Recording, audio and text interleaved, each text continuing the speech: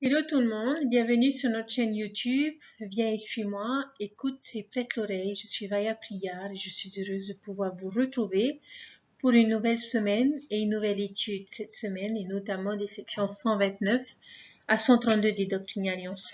J'espère que vous avez passé un bon dimanche de jeûne. Pour certains d'entre vous ont peut-être été en conférence de pieux. Et j'espère que vous avez pu être édifiés et que vous avez pu édifier les autres grâce à votre étude de Viens et suis-moi. Donc nous sommes arrivés à une nouvelle semaine et bien sûr de nouvelles découvertes. Les 3 premières sections de notre étude de la semaine sont des sections qui sont courtes mais qui apportent chacun son lot de découvertes. Les enseignements et la doctrine que nous trouvons dans ces sections ne sont pas forcément liés les unes aux autres.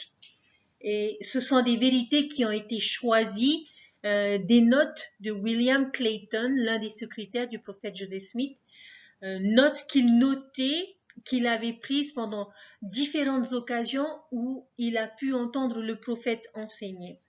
Et donc, c'est ce que nous découvrons dans ces sections de la semaine. Et je dirais que la plus belle découverte dans notre étude de la semaine concerne bien sûr le mariage éternel que nous étudierons dans notre seconde vidéo. Mais pour les premières sections, c'est-à-dire les sections 129, 130 et une partie de la section 131, comme je disais, ce sont des sections qui nous apportent de nouvelles découvertes. Nous sortons de vacances scolaires et pendant ces vacances, j'ai eu la joie et le privilège d'accompagner des élèves aux États-Unis où nous avons pu permettre à certains d'entre eux à découvrir pour la première fois les parcs d'attractions de Californie. Je suis sûre que vous les connaissez. Et c'est une période que j'apprécie beaucoup parce que c'est une période où les parcs ne sont pas remplis, et ce qui donne le privilège et l'occasion aux enfants de pouvoir découvrir chaque attraction sans avoir à faire de longues queues d'attente. Et donc nous avons fait différents parcs et c'était amusant et réjouissant de voir ces enfants courir à gauche, à droite pour attraper la prochaine attraction, pour la découvrir, pour connaître les sensations qu'elle procure, et sans avoir à attendre pendant 1 heure, voire 2 heures d'attente, et de pouvoir même pour certaines le faire plusieurs fois. Alors pourquoi est-ce que je vous parle de ces choses? J'aimerais dire ça parce que lorsque j'ai lu les sections de la semaine, j'avais l'impression d'être un peu dans la découverte de nouvelles attractions, mais spirituelles, où l'on découvre beaucoup de doctrines, beaucoup de choses, certaines qui me parlent plus que d'autres, comme certaines vous parleront peut-être plus que d'autres, mais si vous prenez le temps de les lire et de les étudier, vous vous rendrez compte qu'il y a beaucoup de choses à découvrir, beaucoup de choses à apprendre, beaucoup de choses pour pouvoir fortifier notre connaissance et notre témoignage. Donc, dans ma première vidéo, nous allons faire la découverte que j'appellerai entre guillemets la découverte de notre parc d'attractions spirituelles, où je vais essayer de vous emmener sur divers roller coasters spirituels et essayer de vous faire comprendre certaines choses et de faire naître certains sentiments en vous. J'espère que vous apprécierez le voyage, j'espère que vous apprécierez la visite et que vous trouverez autant de plaisir que moi j'en ai eu à pouvoir étudier ces sections et ces différents versets. Alors, la section 129, c'est une section qui est vraiment intéressante. Dans la Bible, dans 2 Corinthiens chapitre 11, verset 14, il est dit « Cela n'est pas étonnant puisque Satan lui-même se déguise en ange de lumière. » Qu'est-ce que cela signifie? Eh bien, cela signifie que Satan peut nous tromper en prenant l'apparence d'un ange. Et la section 129 nous vient en aide et nous enseigne ce que nous devons faire lorsque nous avons la visite d'un ange. Et on peut appeler cette section et ces enseignements comme le test de la poignée de main. lorsque vous leur tendez la main à ces anges qui, éventuellement, si vous en avez la bénédiction d'en avoir la visite, lorsque vous leur tendez la main, 3 choses se passeront. La première, cet ange vous serrera la main et vous la sentirez, et cela signifie que vous conversez avec un être ressuscité et vous devrez écouter ce qu'il a à vous dire. La deuxième chose qui peut se produire, c'est que le messager ne bougera pas et ne fera rien. Et alors vous converserez avec l'esprit d'un homme et il ne pourra vous serrer la main. Et la troisième chose, le messager vous serrera la main, mais vous ne pourrez pas la sentir. Comme cette impression qu'une main passe à travers quelque chose, comme pour un fantôme. Et dans ce cas, s'il vous plaît, n'écoutez pas ce messager, n'écoutez pas ce qu'il a à dire. Tournez-vous et, si je puis dire en un mot, fuyez. Lorsque l'on découvre cette section 129, elle est un peu troublante et l'on se demande si de telles choses pourraient nous arriver.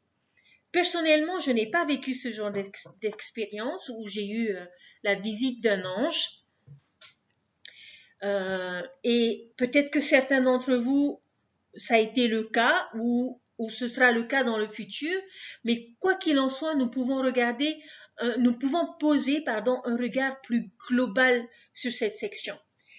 Ce que nous pouvons apprendre de cette section, c'est que nous avons des messagers autour de nous. Ce ne sont peut-être pas des anges, ils peuvent être difficiles à détecter, mais nous avons le Saint-Esprit pour nous aider à faire la différence entre les bons messagers et les mauvais messagers. Mais il faut reconnaître que ce n'est pas toujours facile, particulièrement dans ce monde où l'adversaire rend attrayantes les mauvaises choses, chers frères et sœurs.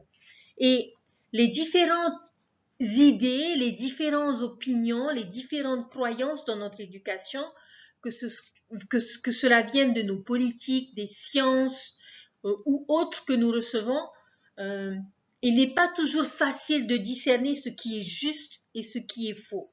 Alors que devons-nous faire? Doit-on ignorer toutes ces choses qui ne viennent pas de l'Église? Devons-nous craindre les personnes autour de nous? Eh bien, nous pouvons tout simplement leur serrer la main. Que ce soit un bouddhiste, que ce soit un protestant, que ce soit Shakespeare, que ce soit à Aristote, que ce soit à Einstein ou Newton, nous pouvons trouver en chacun une source de force et de vérité. Dieu inspire beaucoup de ses enfants, pas uniquement les membres de l'Église de Jésus-Christ, les saints des derniers jours, mais il inspire beaucoup de personnes à travers les cultures, à travers les religions, à travers les disciplines. Il y a aussi beaucoup d'interpolations de la part des hommes. Il peut y avoir beaucoup de choses qui vont paraître attrayantes, mais qui s'avèreront au final fausses et dangereuses. Nous pouvons par nous-mêmes discerner ces choses grâce à l'influence du Saint-Esprit dans notre esprit et dans notre cœur. Mais nous avons une autre aide. Regardez le verset 7. Il nous est dit, demandez-lui de vous serrer la main. Donc ça, c'est le test de la poignée de main. Mais il ne bougera pas parce qu'il est contraire à l'ordre des cieux qu'un juste trompe. Mais il remettra cependant son message. Qu'est-ce que ce verset nous enseigne? Il est contraire à l'ordre des cieux qu'un juste trompe. Les hommes de Dieu, l'influence de Dieu à travers les différentes personnes qui sont autour de nous, ne nous tromperont jamais. Et je pense, et j'en ai le témoignage, que c'est le cas de notre prophète, c'est le cas de nos apôtres sur qui, aujourd'hui, nous pouvons nous reposer et suivre les enseignements. Dieu, lorsque nous nous sommes fait baptiser, nous a donné les moyens de pouvoir détecter la vérité. Donc ça, c'était notre première découverte. Donc, si un ange vient vous voir, pensez au test de la poignée de main. Mais surtout, quels que soient les messages que vous pouvez recevoir chaque jour dans votre vie, reposez-vous sur le Saint-Esprit pour savoir ce que vous devez faire, qui vous devez écouter et ce dont vous devez prendre en compte. La section 130, les premiers versets, particulièrement les versets 1 à 3, voici ce qu'il est dit. Lorsque le Sauveur apparaîtra, nous le verrons tel qu'il est. Nous verrons qu'il est un homme comme nous, et cette même sociabilité qui existe parmi nous ici existera parmi nous là-bas. Seulement, elle sera accompagnée de gloire éternelle, gloire dont nous ne bénéficierons pas maintenant. Qu'est-ce que ces versets nous enseignent? Qu'est-ce que nous fait découvrir et quelles sensations et sentiments est-ce que cela procure? Eh bien, tout simplement que ces versets nous enseignent de merveilleuses choses concernant les cieux. Nous aurons la joie de voir le Père, de voir le Fils en personne dans la chair et qu'il sent comme nous. Imaginez un instant l'expérience des Néphites lorsque le Christ est apparu. Chacun d'eux, chaque habitant, chaque personne qui ont participé à cette expérience ont eu son moment privé avec le Sauveur. Et c'était un par un. Et ces versets nous disent également que la même sociabilité qui existe parmi nous ici existera parmi nous là-bas et qu'elle sera accompagnée de gloire éternelle. Qu'est-ce que cela signifie, cette sociabilité? La première chose à laquelle j'ai pensé, c'est la relation que nous avons avec le Seigneur et notre Sauveur Jésus-Christ dans cette vie. Sera exactement la même de l'autre côté du voile. Donc si nous avons eu l'habitude de prier et de parler avec le Seigneur, si nous avons eu l'habitude d'écouter ses enseignements et de nous tourner vers lui, si nous avons eu l'habitude de rire avec lui et de partager chacune de nos expériences, eh bien, cette même relation que nous aurons su établir sur terre sera la même de l'autre côté du voile. Mais cette sociabilité, chers frères et sœurs, nous enseigne également concernant nos relations, les relations que nous aurons établies avec notre mariage, notre famille, nos amis. Ces relations seront les mêmes de l'autre côté du voile. Et toutes ces relations que nous avons et entretenons aujourd'hui seront rendues parfaites et seront glorifiées.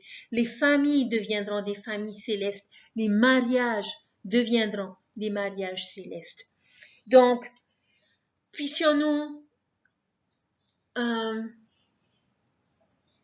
faire attention aux différentes relations que nous avons et réfléchir à ce que nous pouvons faire et essayer d'avoir cette perspective éternelle dans chaque relation que nous créons, dans chaque ami que nous trouvons, dans notre partenaire, dans nos enfants, que cette sociabilité qui existe aujourd'hui dans cette vie puisse être la même de l'autre côté du voile.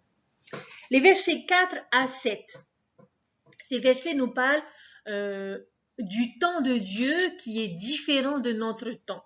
Selon le verset 4, voici ce qu'il est dit, en réponse à la question, le calcul du temps de Dieu, du temps de l'ange, du temps du prophète et du temps de l'homme ne dépend-il pas de la planète sur laquelle il réside? Verset 5, je réponds oui, mais aucun ange ne s'occupe de cette terre en dehors de ceux qui appartiennent ou ceux qui y ont appartenu. Selon le verset 4, la différence de temps dépend de qui nous sommes et où nous nous situons dans l'univers. Nous ne faisons pas l'expérience du temps de la même manière que Dieu. Vous avez probablement entendu parler de la loi de la relativité d'Einstein qui suggère que selon la vitesse à laquelle nous traversons l'univers, la façon dont nous faisons l'expérience du temps peut changer. Il est relatif. C'est un peu ce que Joseph Smith déclare dans cette section. Cet enseignement n'est pas vital pour nous, bien sûr, mais elle pourrait être plus précise. Et pour cela, je vais aller dans le Nouveau Testament, dans 2 Pierre au chapitre 3, le verset 8, et voici ce qu'il est dit. Mais il est une chose, bien-aimés, que vous ne devez pas ignorer, c'est que devant le Seigneur, un jour est comme 1000 ans, et 1000 ans sont comme un jour. Donc, d'une certaine façon, on dira que 1000 ans pour l'homme, c'est un jour pour Dieu. Chers frères et sœurs, je pense que l'enseignement qui nous est donné ici, dans ces versets, et lorsque l'on nous parle de l'horloge du temps, c'est une façon de nous dire que le calendrier du Seigneur est différent de notre calendrier. Mais sincèrement, je ne pense pas que le Seigneur compte en temps, mais plutôt en termes d'éternité. Parce que lorsque l'on réfléchit en termes d'éternité, le passé, le présent et le futur ne devraient pas avoir si grande importance. Nous sommes éternels. C.S. Lewis a donné une bonne interprétation de ces choses. Il a comparé à la lecture d'un livre. Lorsque nous prenons un livre, celui qui tient le livre connaît le début, connaît la situation actuelle de l'histoire et va connaître la fin de l'histoire parce qu'il aura lu le livre et qu'il connaîtra la succession des événements qui se produiront dans l'histoire pour avoir lu et pour avoir maîtrisé le livre. Ici, c'est Dieu qui tient le livre et il connaît l'histoire de chacun d'entre nous. Et comment elle a commencé, quelles seront les péripéties, quels seront les éléments perturbateurs, quel sera le dénouement de l'histoire et la situation finale. Je fais un peu le cours de français, je sais. Mais pourquoi est-ce que je vous dis ces choses? Eh bien, tout simplement pour vous faire comprendre que le Seigneur connaît chacune de nos histoires. Il est celui qui a une perspective éternelle. Alors, lorsque ces prophètes et apôtres nous donnent des conseils, chers frères et sœurs, suivons-les, parce que le Seigneur sait quelles seront nos prochaines péripéties et connaît le dénouement de chacune de ces péripéties. Alors faisons-lui confiance et allons de l'avant et confions-nous au Seigneur, reposons-nous sur les sentinelles qu'il a placées dans notre vie pour pouvoir avancer sereinement. Et n'oublions pas que notre calendrier est différent du calendrier du Seigneur. Donc lorsque nous demandons quelque chose au Seigneur, ne nous attendons pas à l'obtenir selon notre calendrier, mais ayons une perspective éternelle et acceptons le calendrier du Seigneur et que les choses se fassent à sa façon. Parce qu'une fois qu'une histoire est écrite, on ne peut pas la changer. Mais il faut continuer à la lire jusqu'à ce que le dénouement ait été décidé dans chaque histoire. Alors prenons notre mal en patience si nous sommes en pleine péripétie, si des éléments perturbateurs arrivent dans notre vie et que nous souhaitons un dénouement rapide, continuons à écrire notre histoire jusqu'à ce que le dénouement soit donné et nous soit profitable, chers frères et sœurs. Toujours dans la section 130, les versets 8 à 11, ces versets nous enseignent du comment vont être les cieux. Dans le verset 9, nous apprenons que cette terre deviendra la gloire céleste et qu'elle sera revêtue de sa gloire paradisiaque. Le verset 8, nous dit que où Dieu demeurera est un grand Urim et Tumim. Verset 8, le lieu où Dieu réside est un grand Urim et Tumim. Chers frères et sœurs, nous savons que l'Urim et le Tumim étaient un objet qui aidait celui qui le possédait à connaître et à comprendre les choses que l'esprit humain ne peut pas connaître et ne peut pas comprendre. Le prophète Joseph Smith a utilisé l'Urim et le Tumim pour traduire les plaques d'or. Le roi Benjamin également l'a utilisé. Et en hébreu, l'Urim et le Tumim signifient lumière ou connaissance qui nous aide à être parfaits. Lorsque la terre sera rendue céleste, elle sera claire comme le cristal et sera l'Urim et le Tumim pour ceux qui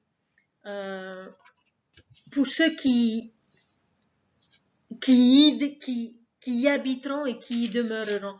Nous pourrons alors comprendre toutes choses. Notre esprit sera éclairé et nous aurons une compréhension parfaite des choses telles qu'elles sont.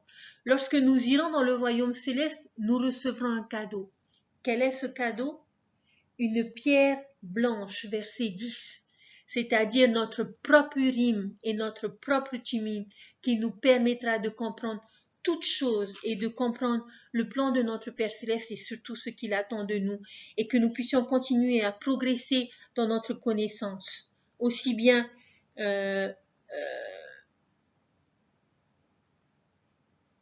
séculière que spirituelle. Versets 12 et 13, toujours dans la section 130, c'est la prophétie du prophète Joseph Smith concernant la guerre civile et l'effusion du sang avant la venue du Fils. Nous avons déjà étudié cette prophétie lorsque nous avons étudié la section 87. Je ne vais pas revenir sur ce que nous avons vu, mais ces versets témoignent à nouveau de l'appel prophétique du prophète Joseph Smith, car cette prophétie se réalisera 20 ans plus tard. Versets 14 à 17. Alors j'ai beaucoup aimé ces versets parce que ces versets m'ont un peu fait sourire. Parce que j'ai senti une petite pointe d'humour de la part du Seigneur lorsque j'ai lu ces versets. En fait, Joseph lui pose la question que beaucoup se posent jusqu'à aujourd'hui. Quand se produira la seconde venue? Et on suppose que le Seigneur répondrait à son prophète. Et le Seigneur, en quelque sorte, va lui dire, donc je vais essayer d'imager un peu la situation, il va lui dire, ok Joseph, tu veux une réponse à cette question? Ok, si tu vis jusqu'à 85 ans, tu verras le visage de Jésus. Maintenant, cesse de m'importuner avec cette question. Alors Joseph Smith fait ça, ses calculs, et puis il se dit, 85 ans, c'est en 1890. Donc, est-ce que le Sauveur reviendra en 1890? Mais après, il réfléchit à ce que le Seigneur, il lui dit, mais attends, c'est si j'ai 85 ans, donc ce n'est pas une garantie. Est-ce une apparition personnelle? Est-ce que je vais mourir et retourner vers Dieu et voir Jésus? Qu'est-ce que tu veux dire, Seigneur? Et j'imagine le Seigneur lui sourire, hausser les épaules et lui dire, qui sait? On verra. Il lui rappelle ce qu'il lui avait révélé dans la section 49 et notamment au verset 7 lorsqu'il a dit « Moi le Seigneur Dieu je l'ai dit, mais l'heure et le jour nul ne le connaît, ni les anges dans le ciel, et ils ne le sauront pas avant qu'ils ne viennent. » Chers frères et sœurs,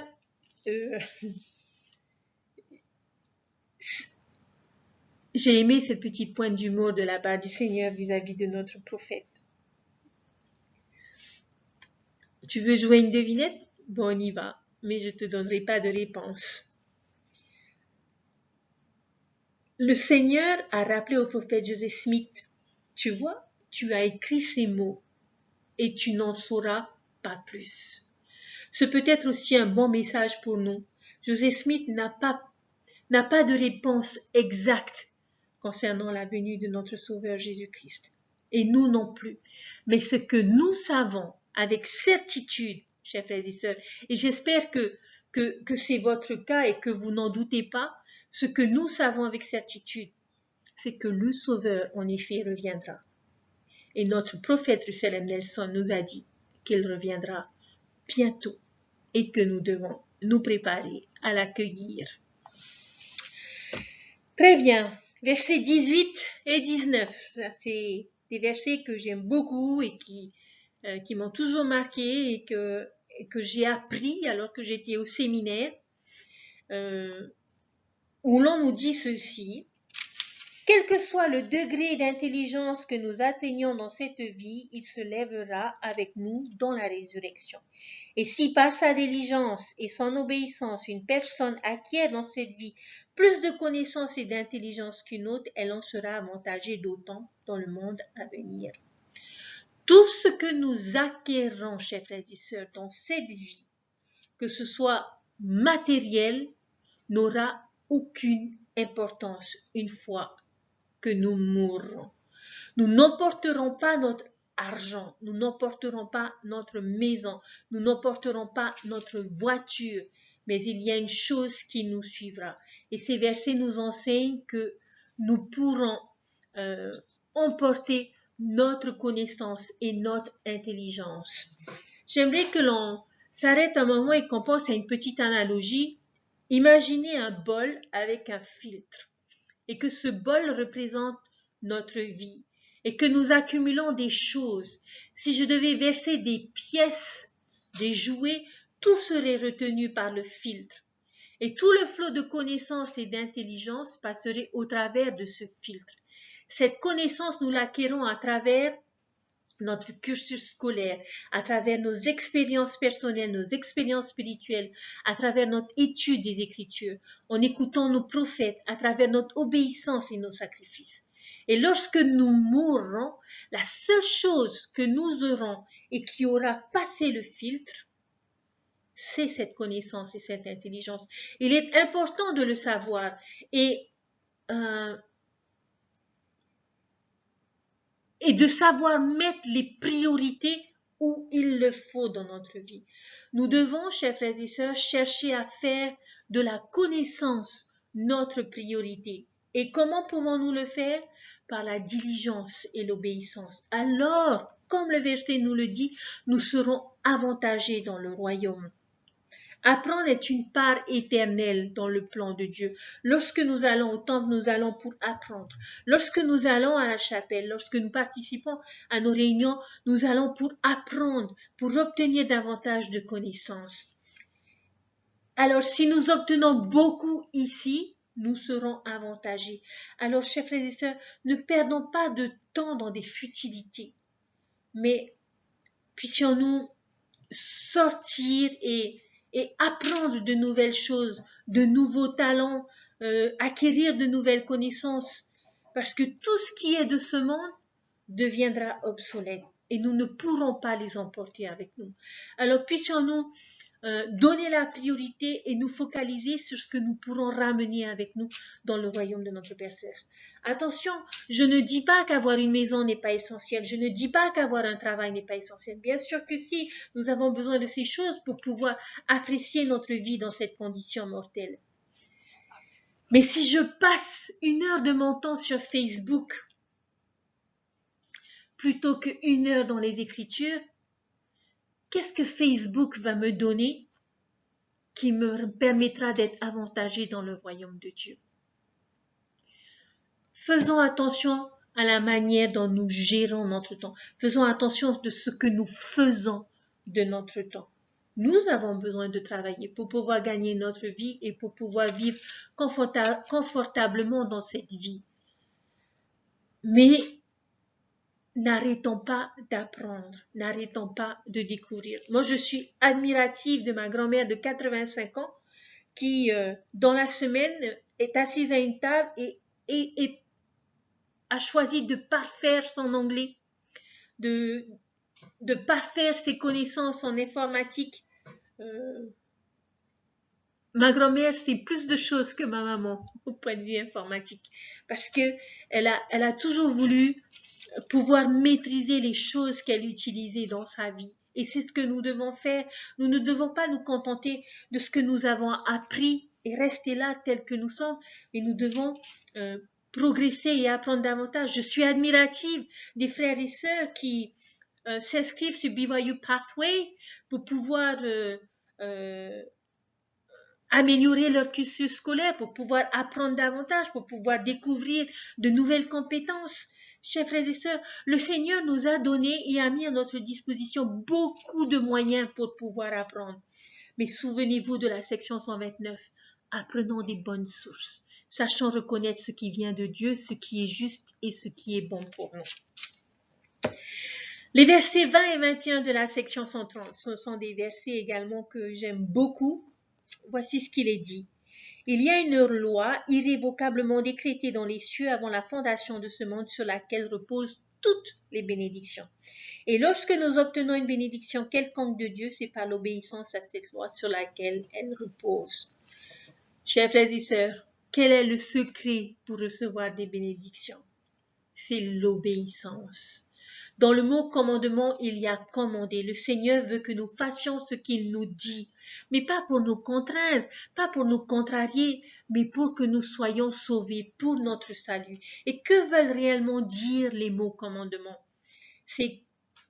Les commandements, c'est être guidé divinement, ou comment vivre une vie bénie de façon à ne pas être déçu par ses actes. Dieu nous aime. Son œuvre et sa gloire est de réaliser l'immortalité et la vie éternelle de l'homme. Dieu veut que nous soyons bénis, mais il y a une loi irrévocablement décrétée dans les cieux. Les bénédictions découlent de notre obéissance. Alors si nous avons besoin d'être bénis dans notre vie, quel que soit le domaine, soyons obéissants. Efforçons-nous de suivre les principes et l'évangile de notre Sauveur Jésus-Christ.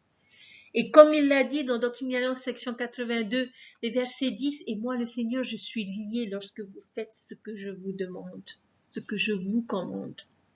Mais si vous ne le faites pas, vous n'avez pas de promesse. » Alors, chers frères et sœurs, si nous sommes à la recherche de bénédiction, soyons des enfants obéissants et les récompenses arriveront.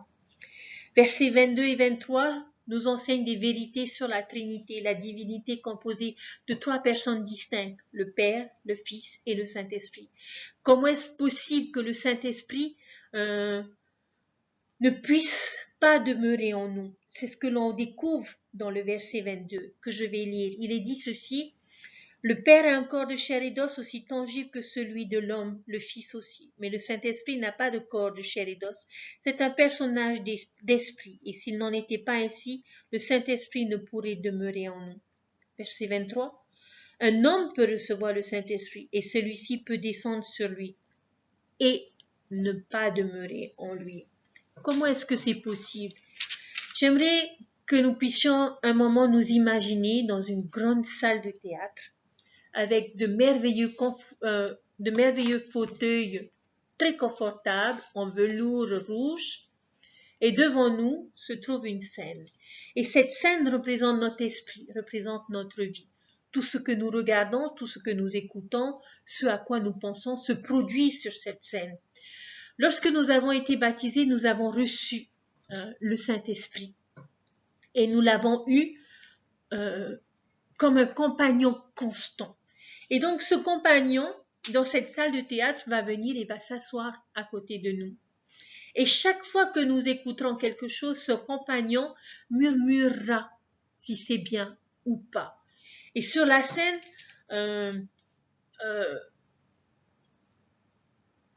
on va voir notre environnement et ce compagnon se penchera vers vous et vous dira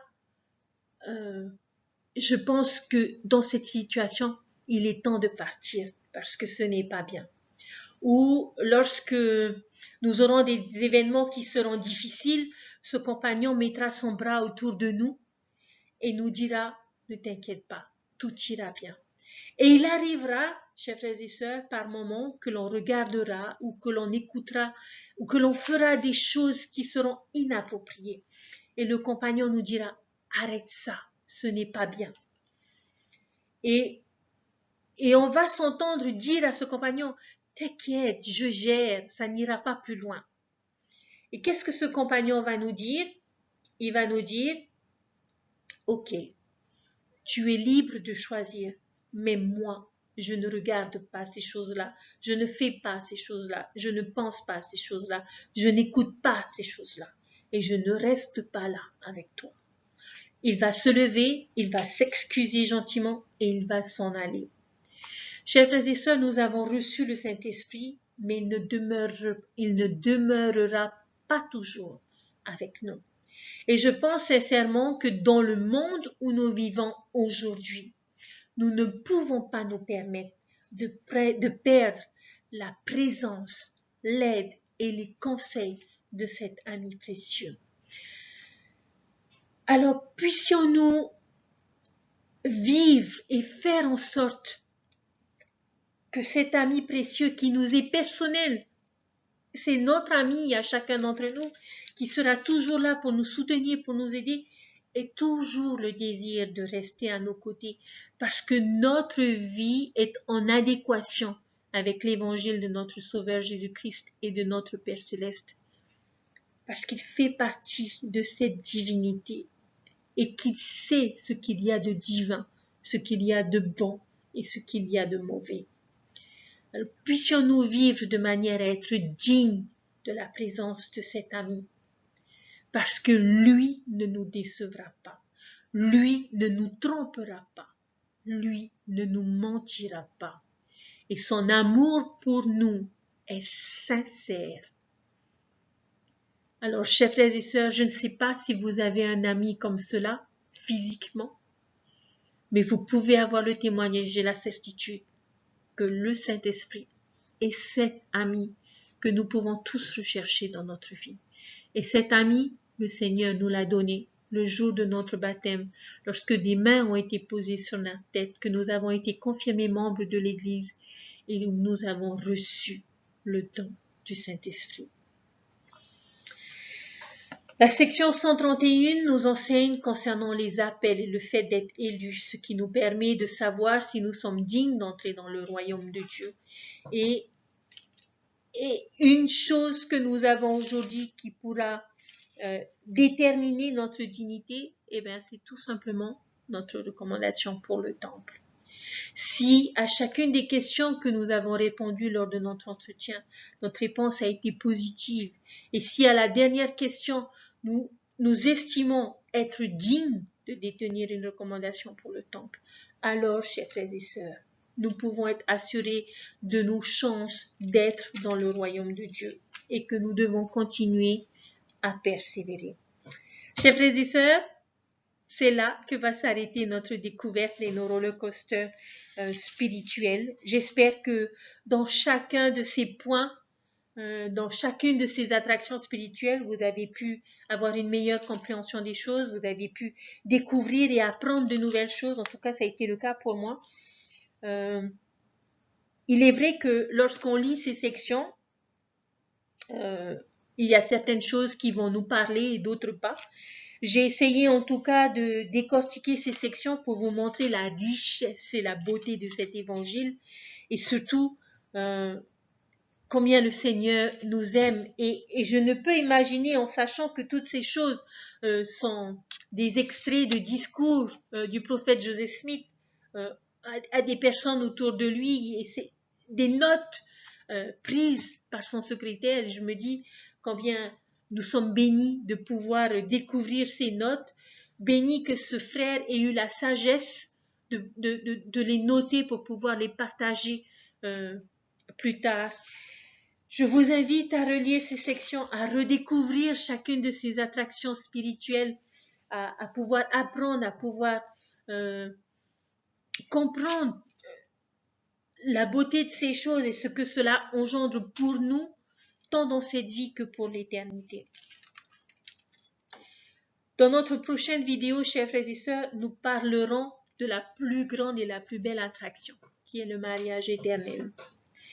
Et je prie notre Père Céleste que vous puissiez être bénis dans cette étude, afin que vous puissiez comprendre, chacun d'entre vous, les principes, les préceptes qui se trouvent dans ces sections. Je vous témoigne, chers frères et sœurs, que les Écritures sont vraies et que nous avons besoin d'elles aujourd'hui pour pouvoir nous rapprocher davantage de notre Père Céleste et de notre Sauveur Jésus-Christ. Nous avons besoin d'apprendre, nous avons besoin de nous plonger dans les Écritures, nous avons besoin de les méditer. Ce n'est plus juste une lecture que nous devons faire, chers frères et sœurs, mais nous devons méditer chacune de ces paroles. Et je prie que vous puissiez découvrir toutes ces belles attractions spirituelles, tous ces différents stops que nous avons pu faire dans cette vidéo, et que vous puissiez apprendre de chacune d'elles et avoir votre témoignage que Dieu vit et qu'il nous aime, que Jésus-Christ est notre Sauveur et notre Rédempteur, et que tous deux sont des êtres comme nous, mais purifiés et glorifiés, et qui n'ont qu'un seul objectif, chers frères et sœurs, c'est de nous sauver et de faire en sorte que nous soyons heureux dans cette vie et surtout pour l'éternité. Alors, chers frères et sœurs, pensez au test de la poignée de main, pensez à l'obéissance, aux bénédictions qui découlent de l'obéissance, pensez au filtre qui nous permet de savoir ce que nous garderons et ce que nous remporterons avec nous dans le royaume céleste. Pensez à la beauté des cieux et de la terre, pensez à l'horloge et au calendrier du Seigneur. Toutes ces petites choses qui n'ont pas forcément de lien entre elles, mais qui sont essentielles pour nous faire comprendre la vision du Seigneur et ce qu'il attend de chacun d'entre nous. Cet évangile est vrai, chers frères et sœurs, n'en doutez pas. Et toute personne qui prend le temps d'apprendre de cet évangile ne pourra pas nier la vérité qui se trouve dans les Écritures. Je vous témoigne qu'elles sont vraies et qu'elles sont réellement la parole de Dieu, que le Seigneur, à travers ses prophètes, nous parle, nous enseigne et nous fortifie en ces derniers jours, dans les circonstances et les événements que nous vivons aujourd'hui.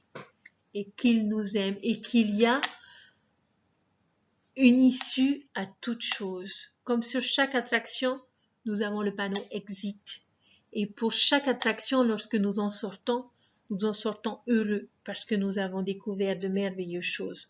Pour d'autres, ça a pu être un peu renversant, ça a pu être une sacrée expérience parce qu'ils n'ont pas l'habitude, mais n'empêche que nous voulons y retourner et recommencer. Alors, quel que soit l'effet de ces principes et de ces doctrines, chers frères et sœurs, je vous invite à les revivre et à vous faire un témoignage de toutes ces choses. Et je laisse tout ceci au nom de Jésus-Christ. Amen. Je vous souhaite une merveilleuse semaine, chers frères et sœurs. Soyez bénis et protégés en toutes choses. Découvrez ces choses et apprenez concernant le mariage éternel. Et nous en parlerons dans notre prochaine vidéo. Bonne semaine à tous et bonne étude. À très bientôt. Bye!